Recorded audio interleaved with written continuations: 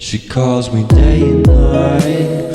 I'm sorry girl, you just don't make me feel right. I never meant to make you cry, you were right. Just leave me be, I'm not gonna put up a fight. Hello, my name is Salvattore Viteri and I'm gonna talk about the impact of the drugs in the human body. In the current times, the misuse of drugs has led to an increase in deaths by consequence. In many cases, the damage produced for the drug abuse is irreversible. The drug addiction is one of the biggest concerns in the youth. People can destroy the family ties as well as with their friends.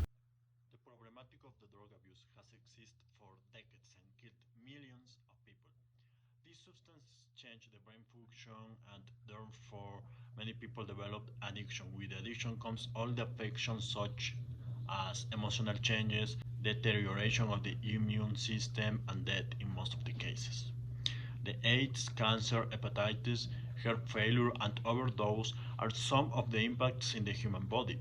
The inject drugs are one of the most addictive because of the direct interaction with the bloodstream. Those provokes the major chemical damage. Other people misuse drugs due an affliction they need to heal, taking prescriptive ones. As a consequence, develops the need to keep using. Although the government has spent a ridiculous amount of work hours and money, there has not been any solution. The reason is due the government has the wrong approach to this problematic.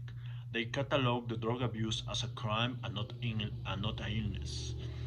They instead of support drug dependence treatments or any sort of similar programs, the only solution they have is imprison them and treat the addicts like trash, which provokes stigma against them, destroying their self-esteem. Governments should start to understand that the war drug has not worked for decades. Therefore, they should try harm reduction instead. In conclusion, the abuse of all these substances only brings chaos and destruction of ourselves and the ones we care about, and it has not been dealt correctly by our governments. And every time you wake up feeling worse and then you check the time, it's never what I